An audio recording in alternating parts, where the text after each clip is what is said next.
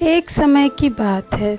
एक छोटे से गांव में अर्जुन नाम का एक लड़का रहता था।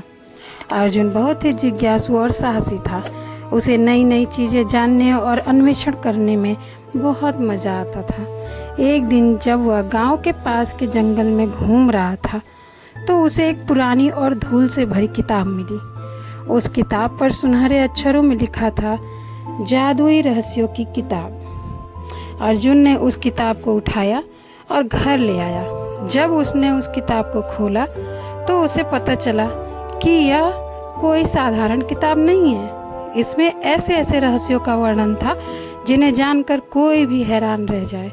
किताब के पहले पन्ने पर ही लिखा था, अगर तुम इस किताब के रहस्यों को जानना चाहते हो तो तुम्हें 3 परीक्षाओं से गुजरना होगा।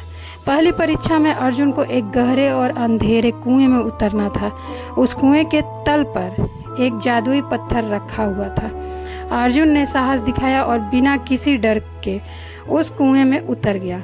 जैसे ही उसने जादुई पत्थर को छुआ, वह अचानक से एक सुंदर बगीचे में पहुंच गया।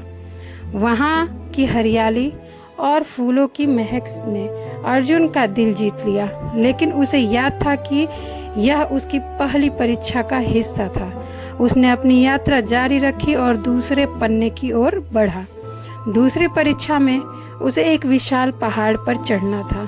उस पहाड़ के शिखर पर एक जादुई झरना था जिसका पानी पीकर कोई भी अमर हो सकता था।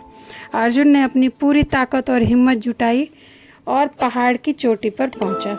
वहां उसे एक बुजुर्ग साधु मिले जिन्होंने उसे बताया कि सच्ची अमरता आत्मा की पवित्रता में है, न कि जादुई पानी में। अर्जुन ने साधु की बात को समझा और झरने के पानी को पीने की बजाय साधु के बताए मार्ग पर चलने का संकल्प लिया। तीसरी और आखिरी परीक्षा में अर्जुन को एक जादुई दर्पण ढूंढना था जो उसकी आत्मा का असली रूप दिखा सकता था। उसे यह दर्पण एक गुफा के अंदर मिला।